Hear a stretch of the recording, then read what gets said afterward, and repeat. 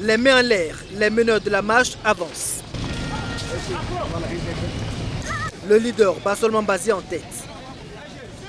En face, la police prête à donner l'assaut. Les manifestants sont sommés de ne pas avancer. Et soudainement, les premiers gardes lacrymogènes partent. C'est la débandade. Bassolman Bazié est remorqué et extirpé du théâtre des émeutes sur une moto. Ensuite, les grenades lacrymogènes pleuvent. Les marcheurs battent en retraite, donnant lieu à une course-poursuite entre eux et les forces de l'ordre jusqu'à la bourse du travail, leur point de départ.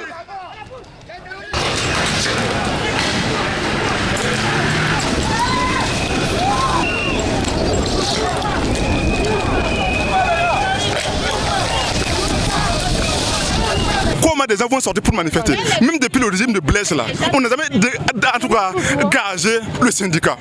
Comment se fait-il que l'UAS, l'UAP va sortir et puis on va dégager? Non, ce n'est pas non. Attendez. Le pays appartient à qui? Je pensais qu'ils allaient se rallier à la lutte. Ensemble, on va trouver une solution pour que le gouvernement comprenne et prenne des mesures adéquates pour la lutte contre le terrorisme. Je ne peux pas comprendre que ce sont ces mêmes gens qui viennent nous jouer ce tour.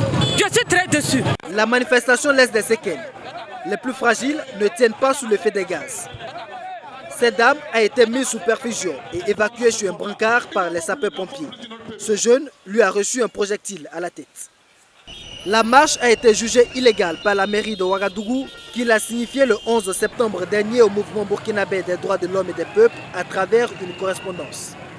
Quelques minutes avant les échauffourées, un chef de la police l'avait rappelé aux meneurs de la marche. Ces derniers n'ont pas obtempéré, ils disent être dans la légalité.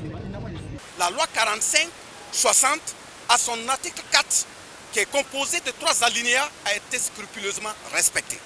La loi 22 de 21 octobre 1997, qui porte liberté de réunion et de manifestation sur la voie publique, a été également scrupuleusement respectée. Et nous sommes prêts à répondre si nos autorités estiment que nous avons violé une quelconque loi.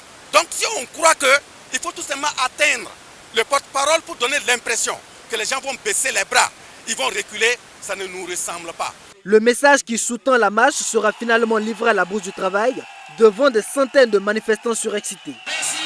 L'unité d'action populaire interpelle le gouvernement sur la situation sécuritaire qui ne cesse de se dégrader, les conditions de vie et de travail des FDS, la menace des libertés syndicales et démocratiques et la malgouvernance. Les organisations syndicales et de la société civile meneurs de la marche n'excluent pas une autre manifestation dans les semaines à venir.